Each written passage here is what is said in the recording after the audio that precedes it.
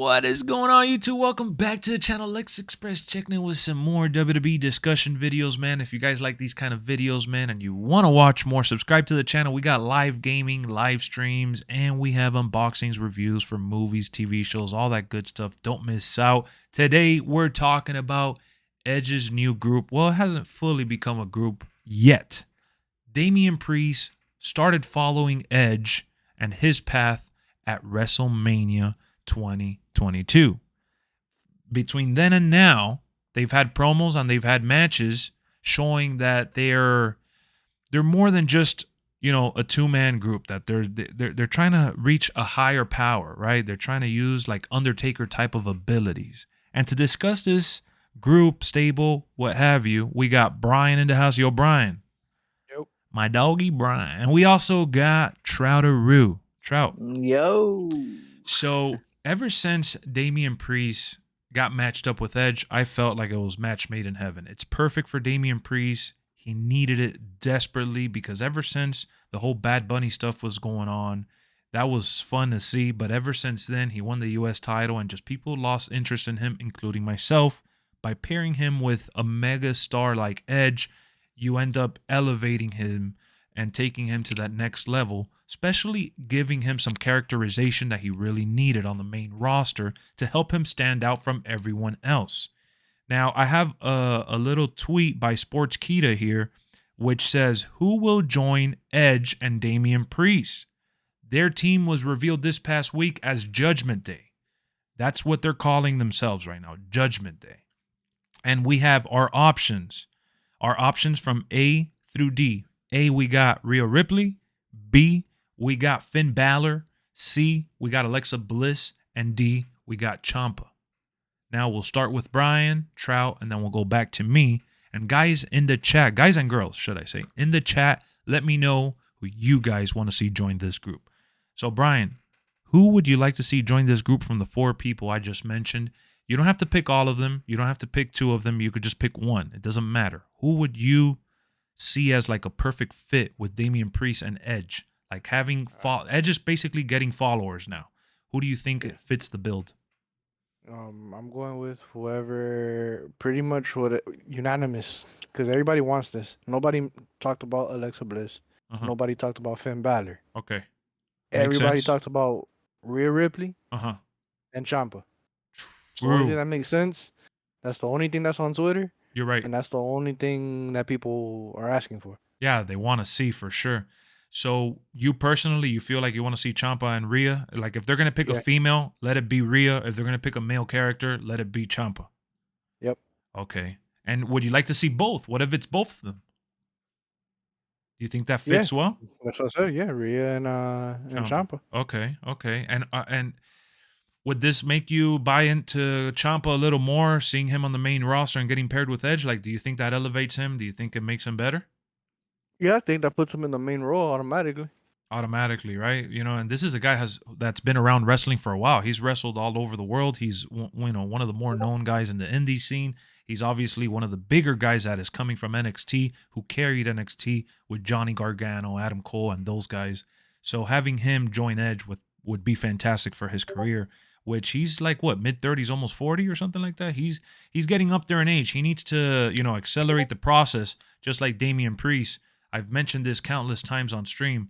Damian Priest is one of those guys that he is very talented. He's been in the business, not for a long time, but he has shown a lot of promise, and he needs to, you know, evolve quicker than most just because he's not in his 20s. So Trout, I know that you don't watch WWE Weekly. I know you watch some of the pay-per-views with us and you play the game and things like that. So don't give me the typical Trout 8.5. I don't care. I want to. Who would you personally enjoy seeing based on their characterization? Who would you like to see join Edge and Damian Priest if you had to pick one? I think Ripley. I think her character fits the most in for that. She already has that gothic vibe going for her, right? Like that heavy metal. She has like that. She doesn't have like the pure gothic vibe, but she has like that heavy metal rocker type, right? Yeah, I think her character fits the most to be in that. Out of all four? Yeah. Yeah, I could see that. I guess I see why you would pick her. Definitely, she has that rocker, you know, feel to it.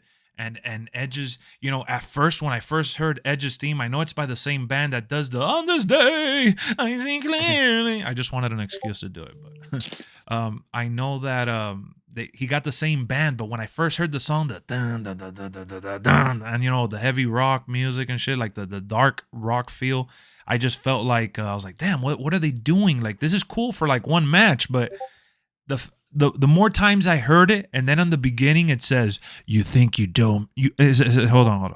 Give me a sec.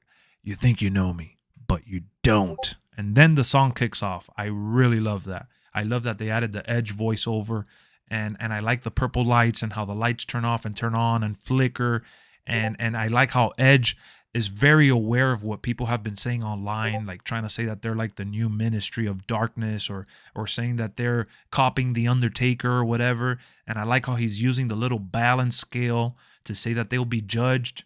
I'm really in love with this group that they're creating here.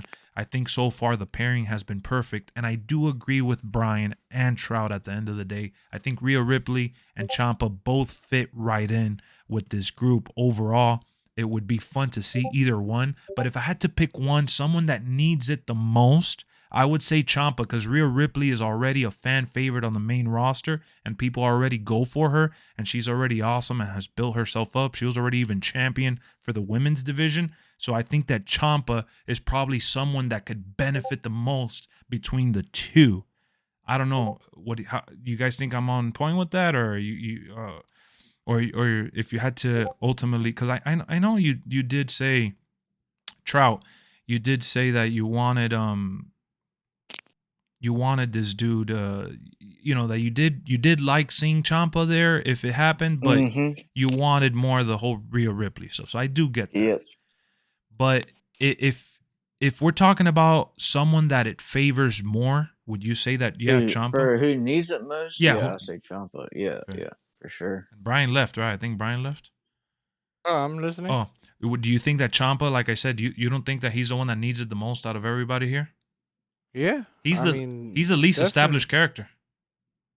Yeah, because the crowd doesn't really know him. Yeah. But that instantly puts him into, like I said it in the beginning of the video, it puts him in the main event instantly without having to pick a superstar that needs to put him over, you know? Yeah, for sure.